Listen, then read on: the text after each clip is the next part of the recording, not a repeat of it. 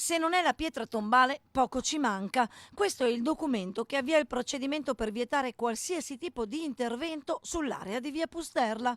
Una nota è inviata dalla Sovrintendenza del Veneto alla Regione e al Comune che conferma la battaglia portata avanti da Rete Veneta e da migliaia di cittadini per dire no alla costruzione della centrale.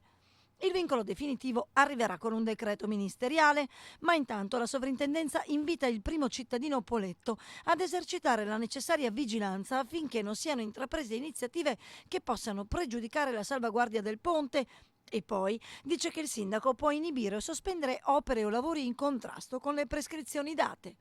Quali sono queste prescrizioni? Due su tutte. La sovrintendenza vieta modifiche dell'attuale morfologia, con particolare riferimento a interventi di scavo che alterino le altimetrie esistenti. E poi, per quanto riguarda le rive e le isole golenali del fiume Brenta, le stesse dovranno rimanere inalterate nella loro attuale configurazione morfologica.